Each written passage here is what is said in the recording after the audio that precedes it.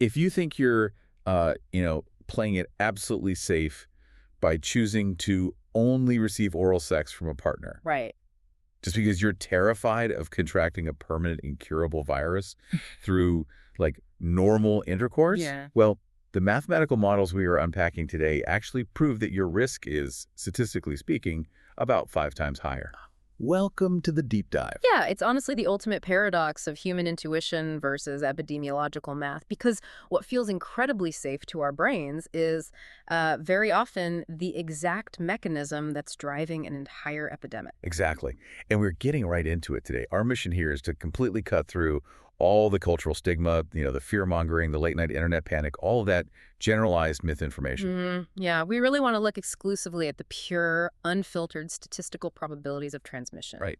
Specifically, we're going to calculate the actual mathematical odds of a male client contracting herpes, so both HSV-1 and HSV-2, from an escort. And we're looking at this through the lens of some incredibly specific, highly localized data. We really do have a robust stack of source material to guide us today. We're pulling heavily from a major peer-reviewed serosurvey. Yeah, the one from Baltimore, right? Exactly. The one conducted at the Johns Hopkins Hospital Adult Emergency Department, the JHHED.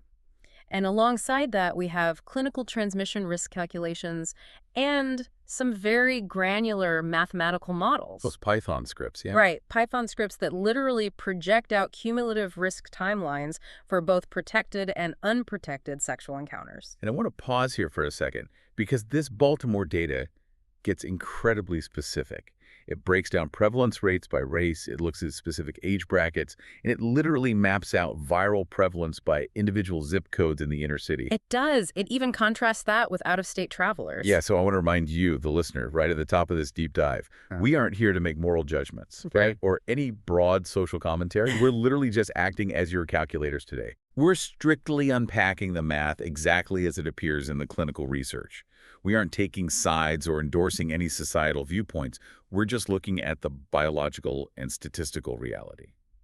And that reality is just fascinating because it forces us to confront how poorly equipped the human mind actually is to understand probability. Oh, completely. Like, we are very good at understanding binary outcomes, right? Like a broken bone or an intact bone, but we are terrible, just fundamentally terrible at understanding compounding risk over time. Which is exactly why you should care about this hyper-specific scenario today. I mean, whether you're a student of epidemiology or someone who loves statistical modeling, or you're just looking at risk mitigation in your own life, understanding this data gives you an absolute masterclass in the difference between per act risk, so the odds of something happening just once, and cumulative risk. Which is the absolute certainty of something happening if you just do it long enough. Exactly. So let's start building that mathematical foundation. We really have to establish the baseline risk of a single encounter before we can even start introducing all those crazy variables of geography or demographics. Yeah. Okay, so let's look at the absolute bottom floor of the data. Let's say we have a female partner who has genital HSV-2 Okay. and a male partner who does not have it. Yep. What actually happens in a single instance of vaginal intercourse? Well, according to the clinical estimates for female-to-male transmission of genital HSV-2, if they have unprotected sex, the estimated transmission risk is 1.7 transmissions per 1,000 acts. Let's really contextualize that number, 1.7 per 1,000. Yeah, that is 0.17%, like less than 0.2%. It is remarkably low for a single isolated act. And, that number drops even further when we factor in barrier protection. Right. The data indicates that consistent, perfect condom use reduces this transmission risk by approximately 65%.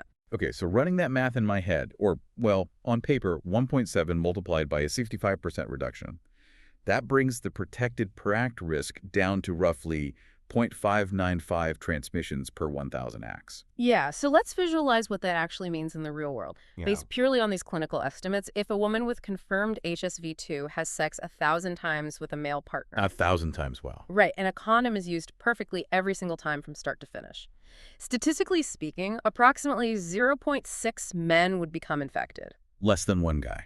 Effectively, yes. Less than one single person out of 1,000 encounters. See, that feels incredibly low. Yeah. To put a visual on it for you listening, imagine a massive glass jar sitting on a table, and it's filled with 999 solid blue marbles Okay. and exactly one bright red marble. The red marble represents transmission. If you reach into that jar blindfolded and pull out one single marble, the odds of you grabbing that red one feel practically non-existent. Right, your brain immediately tells you, I'm safe, I'm just going to get a blue marble. And your brain is right. For that single pull, if you reach in once, you will almost certainly pull a blue marble. The baseline risk of a single event is heavily in your favor. It is. But this is where I hit a massive wall of cognitive dissonance when I was reading through these sources. If the per-act risk is really that low, 1.7 in 1,000 unprotected and half a person in 1,000 protected, why is this virus absolutely everywhere? That is the big question. I mean, you look at CDC data, World Health Organization data, and genital herpes is one of the most successful prevalent viruses on the entire human population map. How does a virus with such a terrible, inefficient transmission rate on a per-act basis manage to conquer the globe? You're touching on the fundamental biological trick of this virus here. The statistical average of 1.7 per 1,000 completely obscures the individual biological reality. How so? Well, the absolute engine driving the global spread of this virus isn't its efficiency during an outbreak. It's a phenomenon known as asymptomatic shedding. Okay, let's really break that down. Asymptomatic shedding, meaning the virus is actively shedding off the body, but there's zero symptoms. Exactly. The sources highlight an astonishing pivotal statistic here. 87.4% of HSV-2 infected individuals in the United States are entirely unaware of their status. 87%. They do not know they carry the virus. That's almost 9 out of 10 people. That is staggering. I mean, how is it even possible to have a lifelong, incurable skin virus and simply not know it? Because the infection is predominantly what clinicians call subclinical. Okay. When we think of herpes, we naturally think of the classic painful blisters shown in medical textbooks or, high school health class. Right, the scary pictures. Yeah, but for the vast majority of carriers, their immune system suppresses the virus just enough so that it never forms a visible lesion. However, the virus itself lives permanently in the nervous system. Oh, wow. Specifically in a cluster of nerve cells near the base of the spine called the sacral dorsal root ganglion. Okay, so it retreats into the nervous system and just hides out at the base of the spine. Yes. And periodically, it travels back down those nerve pathways to the surface of the skin. And it undergoes a viral replication at the microscopic level. Ah, microscopic. Right. So to the naked eye, the skin looks completely perfectly healthy. There's no redness, no blister, no warning sign whatsoever. But it's there. But on a microscopic level, thousands of viral particles are actively shedding on the surface of the skin, just ready to infect a new host through simple friction. That is insidious. So the skin looks completely fine, but the virus is essentially waiting on the surface. And, this perfectly explains why that 65% condom efficacy rate is so frustrating. Because a lot of people might ask, hey, if a condom blocks 99% of HIV and gonorrhea, why does it only block 65% of herpes? And that comes down to the fundamental difference in transmission mechanics. HIV, gonorrhea, chlamydia, these are primarily fluid-borne pathogens. They require the exchange of bodily fluids like semen or vaginal secretions to actually transmit efficiently. And a latex condom is completely impermeable to those fluids. If the latex doesn't break, the fluid doesn't pass. But herpes is not a fluid-borne virus. No, it is a skin-to-skin virus. Okay, right. So it relies on the friction of infected skin literally rubbing against uninfected skin. Exactly. Now, think about the physical geography of a condom. A standard condom covers the shaft of the penis, but it leaves significant areas of skin entirely exposed. Yeah, that counts. For a male, the base of the penis, the scrotum, the pubic region, they're all unprotected. And for a female, the virus can shed from the entire vulva, the labia, the perineum, all areas that come into direct, rigorous contact with the male's exposed skin during intercourse. It's basically like wearing a bulletproof vest that only covers your stomach while you were taking fire to your shoulders and legs. That is a very apt analogy. I mean, the barrier works perfectly where it exists, but it just doesn't cover the entire shedding zone. Right. The skin-to-skin contact simply bypasses the latex barrier entirely. You can execute perfect condom protocol, but if the virus is shedding subclinically on the vulva and that vulva is rubbing against the base of the male's penis, transmission can easily occur. Okay, so we have a virus with a mathematically low per-act transmission risk. But that risk is essentially supercharged by the fact that almost 90% of the people who have it are playing the game completely blind. Exactly. And the only armor we have leaves these giant, vulnerable gaps. Yeah. But, even all of that baseline math, the 1.7 per 1,000, the shedding rates, it all carries a massive hidden assumption. What's that? It assumes that you are definitely rolling the die with someone who actually has the virus. Oh, right, exactly. You can't reach into the jar and pull the red marble if there are literally only blue marbles in the jar. Yeah. Your actual real-world risk requires you to know the probability of your partner being infected in the first place. And this is where we shift from biology to epidemiology. We have to look at the concept of community viral load. And that brings us directly to the demographic deep dive of the Johns Hopkins study. Yes, let's look at how this study was actually built, because the methodology is really important for why we should even trust these numbers. It was an identity-unlinked serosurvey conducted at the Johns Hopkins Hospital Adult Emergency Department in Baltimore between June and September of 2007. The term identity-unlinked serosurvey is crucial here. Why is this so important? Because in a standard STD clinic, the data is inherently skewed. The only people getting tested are people who suspect they might have an infection. Maybe they have symptoms or a partner told them they were exposed. Oh, I see. That creates a massive selection bias. Exactly. You aren't seeing the general public. You are seeing the worried or the symptomatic. So how does an unlinked serosurvey fix that bias? In this study, they took leftover blood that had already been drawn for completely unrelated medical reasons. Say someone comes into the ER with a broken arm, asthma, or chest pains, and they draw blood for routine panels. Right. The researchers took the leftover serum, permanently stripped it of all personal identifying information like names or medical record numbers, and just ran an antibody test for herpes. So the patients didn't even know they were being tested for herpes, and the researchers had no idea who the patients actually were. Correct. It's completely anonymous. Yes. It provides a much truer, unfiltered snapshot of the general population just walking through those hospital doors. And utilizing an urban emergency department is significant because in many inner-city environments, the ED functions as the primary healthcare provider for populations that lack access to regular preventative care clinics. Okay, let's look at the sheer volume of data they gathered here.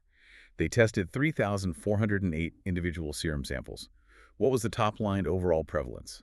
Out of those 3,408 adults, 1,853 tested positive for HSV-2 antibodies. That translates to an overall prevalence of 54.4%. More than half. Over 50% of the general adult population walking into that Baltimore ER already had genital herpes.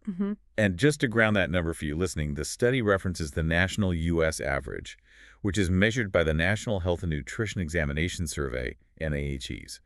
The national average at the time was 15.7%. Right. So this specific urban Baltimore environment was carrying a viral load more than 3 times higher than the national average. That's incredible. In fact, the authors of the study explicitly state that this is the highest seroprevalence of HSV-2 ever reported from a single unselected population screening site in the United States. But 54.4% is just the average of the whole room, right? It lumps everyone together. The real value of this data is when they slice it up by demographics. And our focus for this deep dive today asks us to look specifically at the data regarding seeing black escorts in Baltimore across different age groups. So let's look purely at what the Johns Hopkins data reveals about the demographic of non-Hispanic black females in this specific urban setting. The researchers used a multivariate regression model, which is a statistical tool that allows them to isolate specific variables like race or gender or age while holding all other variables constant. Okay. When they isolated the data, non-Hispanic blacks had an adjusted prevalence risk ratio of 2.03 compared to other racial groups. Females overall had a ratio of 1.47 compared to males. Meaning that mathematically, within this specific hospital's catchment area, that demographic is significantly more likely to be carrying the virus. Yes, the baseline is higher. But the true shock to the system comes when we look at the age stratification. The source material includes a highly detailed chart figure 1 that graphs HSV-2 seroprevalence by age, gender, and race. Yeah, let me pull the specific numbers from that chart because the curve is wild. If we look at the line representing non-Hispanic black females, the youngest bracket is 18 to 24-year-olds. For them, the prevalence is 41.3%. So even in the absolute youngest demographic of adults just entering their 20s, more than 4 out of 10 individuals are already seropositive for an incurable sexually transmitted infection. 4 out of 10. But then you follow the line as it moves to the right, as the demographic ages. It climbs steeply over the next decade. It does. By the time you reach the 35 to 44-year-old age bracket, the prevalence skyrockets to 82.8%. And the graph shows it essentially plateauing right around that 80+% mark for every single age group 35 and older. Let's just pause and really consider the weight of that number, 82.8%. Yeah, let that sink in. If we translate that back to our initial discussion of risk for a male client seeking an escort from this specific demographic in this specific location, the entire mathematical landscape has shifted underneath his feet. Exactly. Yeah. Because we started this whole deep dive by saying, hey, the transmission risk is only 1.6